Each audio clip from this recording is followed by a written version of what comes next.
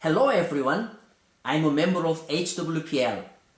Today, I'd like to introduce a news article titled Civil Society Advocates for International Legal Instrument for Peace, urging heads of state to support the DPCW through heartfelt handwritten letters.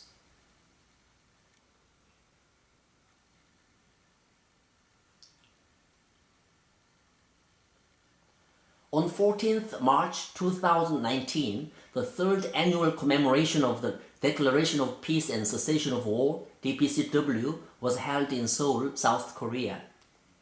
This event, which urged for the implementation of an international legal instrument for peace, was hosted by HWPL. Over 30,000 people, including political leaders, religious leaders, heads of international organizations and NGOs, and the media were in attendance.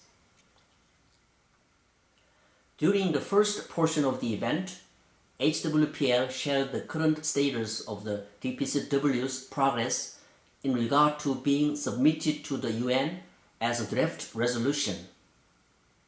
Following this presentation, the audience was given time to write their own peace letters urging for national support of the DPCW.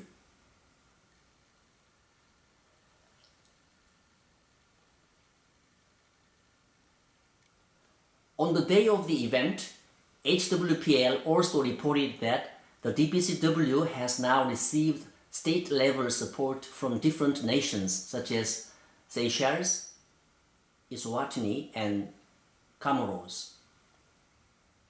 In addition, on an international level, intergovernmental organizations such as the Central American Parliament, Pan-African Parliament, and International Center for Black Sea Baltic Studies and Consensus Practices are also showing their support for the DPCW by signing MOUs with HWPL.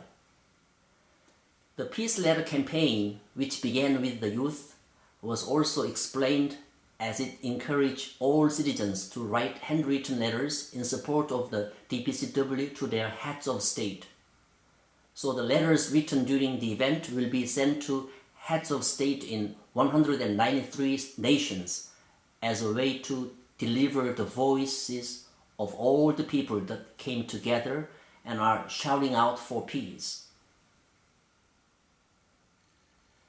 Chairwoman Hyun-Suk Yoon of the International Women Peace Group, IWPG, stated, "As much as science has developed, so have the weapons of war, and they are threatening our lives in unimaginable ways."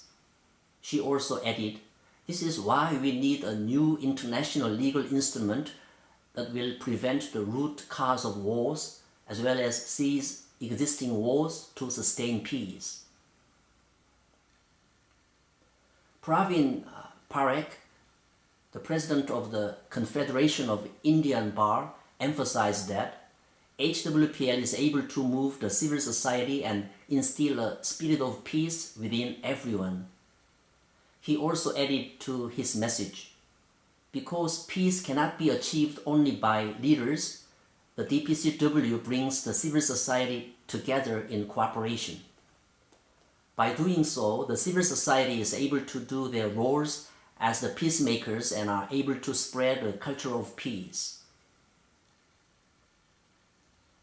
In the second half of the event, lectures were given on the topic of civil society's role for peaceful unification of the Korean Peninsula. The speakers emphasized the importance of the international community and civil society's cooperation in creating peace in the Korean Peninsula according to the principles outlined in the DPCW, and urged everyone to become messengers of peace and work together to achieve peace. Chairman Mani Lee of HWPL re-emphasized the importance of advocacy by the citizens, saying, "The reunification of the Germany did not happen through political force, but through the power of its people." Some people say that military confrontation is the biggest obstacle in achieving peace and reunification. The DPCW clearly states that in order to achieve peace, we must stop using force. The DPCW contains principles that can guarantee peace in our era. If we urge our heads of state to support the DPCW, they will become protectors of peace.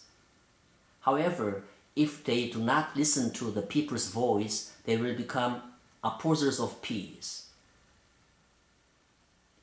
The DPCW, which was drafted by a group of international law experts, contains principles to achieve and sustain peace, such as the prohibition of the threat or use of force, development of friendly relations between states, and peaceful ways of conflict resolution.